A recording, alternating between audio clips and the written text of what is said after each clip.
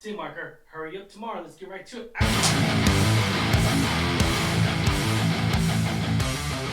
What's going on, Alamo City Movie Talk fans? As always, I'm your host, Ryan D. aka Ryan 680. I'm Angela Tech.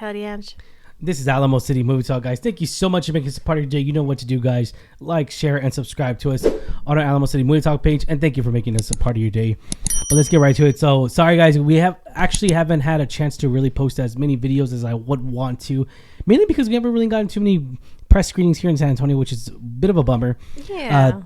But also a big change of pace from I took on a new role now. So, you're going to see more of us doing more. I'm going to be doing more hotel reviews, if you will, like reviews in hotels, remote reviews. remote reviews.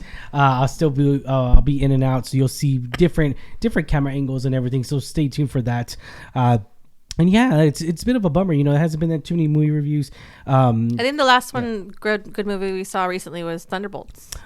Yeah, that was a good one, Marvel film and everything. And we're around the corner for summer movies, but let's get right to it. Speaking of movies, what are we talking about today, Angela? We are talking about the companion piece to The Weeknd's sixth studio film or album. I'm sorry. Yep. It's called Hurry Up Tomorrow. Okay. So Hurry Up Tomorrow is an insomniac musician encounters a mysterious stranger, leading to a journey that challenges everything he knows about himself. Mm-hmm. So Ryan, get us started. I know we kind of didn't really know too much going into this film, but now that we know that it is the companion piece to the actual studio album, what are your thoughts watching this film? One of the key points that I really wanted to say and really emphasize is this film is shot really, really good. It's really good. Stunning, it's really great. The only thing that didn't work for me, right? The only thing, this is me nitpicking, was the motion of the camera, where the way it was moving and everything. I felt like it was just, I don't know, maybe I was tired. It just got me a little dizzy. I had a long work day, so it could have been that, right? It could have been whatever happened earlier in the day. But one of the things I do want to highlight is this film was actually shot using a combination of 35 millimeter, 16 millimeter, and Super 8 film formats, contributing to its unique visual aesthetics. And I really did enjoy that a lot. I agree with you. I think it was visually stunning, and I really liked the way it was shot. Like a lot of the camera work, because of those different formats, really worked to this advantage. I really liked that they used that to help, kind of push the story through. Yeah, and then I would say, and now we go to the one of the things I do want to say as well. I'm starting with the positive notes. Jenna Ortega has a really good few scenes in here that are just really great. She gives a very, very fantastic controlling narrative in her own right in this movie and everything, and so she really gets twisted up in her own emotions, which we're known to see of her. And so I really did love that. I love seeing her just on camera. I love seeing all the work she had that she showed us really as a supporting character. As far as The Weeknd goes, we knew. I'm going to say I did not know until after the fact. But The Weeknd is, this actually is a preparation. Right before we saw this movie, we were looking up more notes about it. And it's a preparation for his new album and everything. So now that understanding where the audience is for, it makes sense. I was just like, okay, so I understand why. But at the same time, though, yeah. But anyways, what other positive notes you got to say, Angela? Because I'm gonna start with the negative after you're done. I will say, if I hadn't read beforehand that this was to kind of basically complement his album, I think as a standalone film, it could have been a lot better. But the fact that we have that tidbit of knowledge that that's the direction, it makes sense. Yeah. And you know what? I can appreciate where it was trying to go. Yeah. With that knowledge, knowing that. I will say I really love the way it was shot. But other than that, the story itself, I get what they were trying to do, the message they were trying to go, the direction they were trying to go. I don't think it quite reached it just quite. I think there was a lot of imagery, metaphor that kind of went over my head a little bit. I kind of got the broader message that it was trying to portray, but it just, a lot of it was lost on me. Definitely. Not to, knock on it, a lot of that stuff just goes over my head regardless, but I do think that it tried too hard to convey a lot of hidden meaning, and I think it's going to be lost on some people, myself included. I really like the music. Again, I love The Weeknd's music. And of course, it's, music about, like, it's, what did you say? Album, Autobiographical in a sense. So, of course, his music's going to be in there. It's fantastic. I like the journey that he goes on. The ending, a little open-ended, but I like that. It's kind of food for thought. Yeah. And, it's really one of those movies that you do have to think about afterwards. You do have to kind of digest what you just kind of watched. Mm-hmm. So if you like those movies, I think you really will enjoy this. It is, like you said, I think you had mentioned, it's a kind of a slow burner. It takes a while to kind of pick up and kind of have a direction of where it wants to go. But I think once it does, you kind of get there. Man, you said it very politely. So I'm going to say this right now, guys. The first 30 minutes of this movie is just no direction. And I felt like that, again, this is, different point of views, right? So the first 30 minutes of this film, I feel like it's very undirected. There's no story. This film is stretched. There's a 15-minute story, I would say, 20-minute story between the characters. And it's stretched through this hour and 40-something minute movie. And I was underwhelmed and disappointed. Sure. I was just like, what the F? I mean, even for movies that are slow burners, like it picked up, but it was already towards the end of the film. And even more so, I really wanted a better script. This movie deserved a better script, in my opinion, because there's better word choices. There was a lot of music moments where they're just staring at each other. And I get that. You're lost in the thought. You're lost in moments, and there's no words that could express that.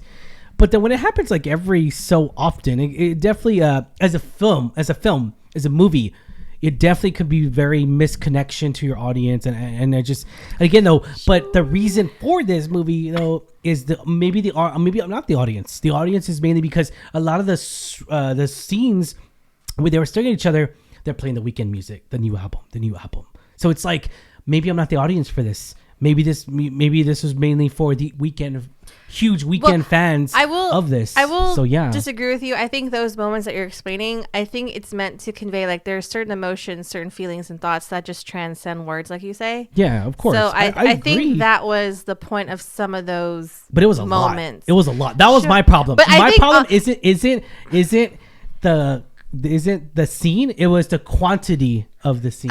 For me, I disagree because for me, what I take from this film, again, I might be totally wrong, but my take was that this artist is going through a lot of struggles that are really hard to quantify and bring forth and really pinpoint it.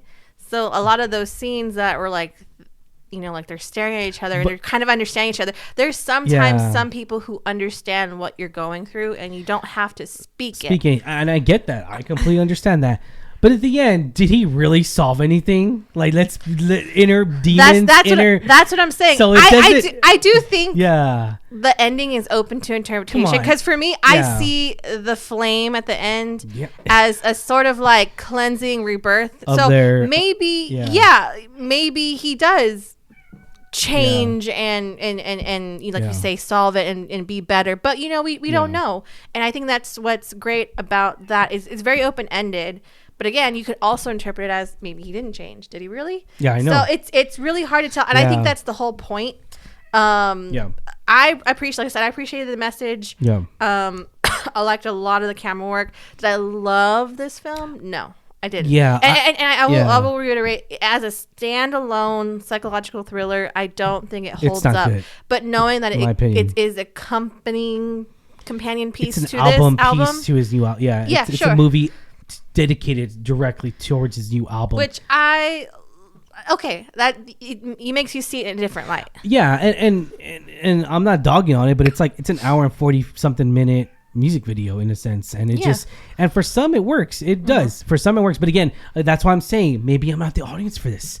Maybe because I'm looking at it as a movie as a whole, and so it just maybe I'm not the audience for this. And one of the key moments as well was the dynamic between Jenna Ortega and The Weeknd, which I thought was good. I think it could have been spread out way more. I wanted more development. I wanted more story between them, and it's sad that I didn't get that. It really is, because there was definitely small potential in there, and especially Jenna Ortega, she killed it.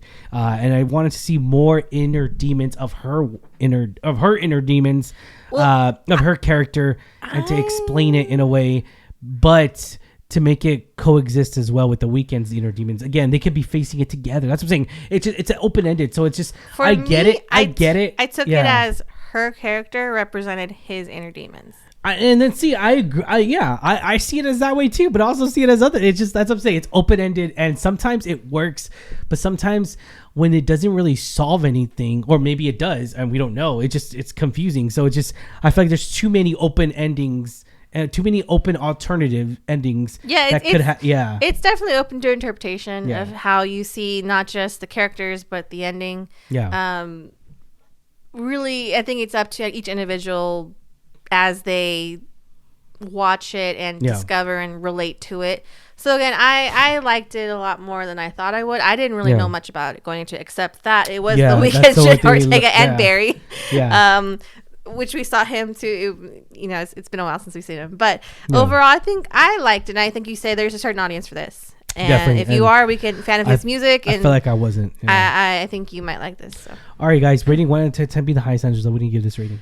I'm gonna give it a 6.5 because I really, really liked the way it was shot. Yeah. I did like The Weeknd, Abel's, and Jenna Ortega's performance. Amazing.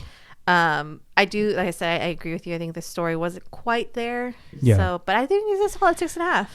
I'm gonna do 4.5 out of 10. A little bit below average here, and it's the reason being is because Jenna Ortega's performance is really good. She was very entertaining ever since she got on camera, and then of course, one of the things goes back to where the psychological part of it, right? The psychological part where sometimes you don't have to say anything. And so I get that, but again, we go back to where like it was just quantity of it nonstop. And I understand that because we've seen movies like Euphoria, movies just that have this psychological hint to them. What was that one movie where they're cloning themselves with Alexander Skarsgård and Mia Goth? Yeah. So like movies like that, they're just like so bizarre, and so we're used to those. I know we're both are. So like, and again. Excuse me, I'm still going over a cold, and again, it goes back to where, yes, it makes sense, but at the same time, though, there's an ending. There really was an ending for that story, but then it kind of leaves it a soft, open ending, and I love that. But at the same time, though, I kind of was like, okay, where is it going? And again, we go back to where it was shot like a music video, and it could work for some people who really enjoy music videos and who really enjoy his music, and so like but anyways, I'll leave it at that, guys. 4.5 out of 10. And obviously we're gonna recommend this movie. I do recommend this for the Weeknd fans out there. Anyone that's out there, go check out this movie. Which I think there were a lot of people who are the fans of his music in our definitely, theater. Yes, because we heard some of them singing. And and then I think when we were coming out of the parking lot, people were playing his music.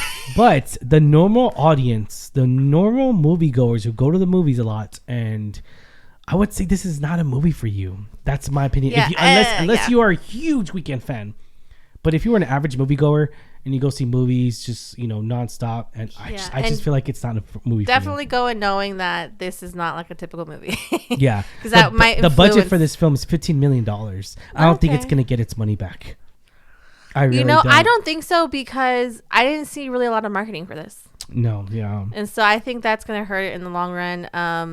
And Lionsgate, honestly, besides the John Wick movies, they haven't really been putting out W's recently, so it hasn't been that good. Sure. Lionsgate didn't do good with the Hunger Games that came out last year. They didn't make that as much money as they expected. It's a business. Yeah. Whether we like it or not, movies are a business. And yes, we love movies. We love film. Go check out movies. But at the same time, though, at the end of the day, it pays the studios their bills. It does, and it makes the studio heads gets raises. It gets the actors to get raises, incentives. It gets them to get commission, more products. I mean, I think it's going to be a while before we have a Barbie Oppenheimer kind of deal again. So All right, guys. Well, I mean, Ballerina's coming out soon, right? Ballerina's coming out and Superman's coming out. So I'm excited for summer. Lilo and Stitch is coming out. Get ready for that. Mission Impossible. Mission Impossible. All right, guys. Thank you so much for making us a part of your day. As always, I am your host, Ryan D. equaling Ryan680. I'm Angela. This is Alamo City Movie Talk, guys. You know what to do. Like and subscribe. See you at the movies. Latest.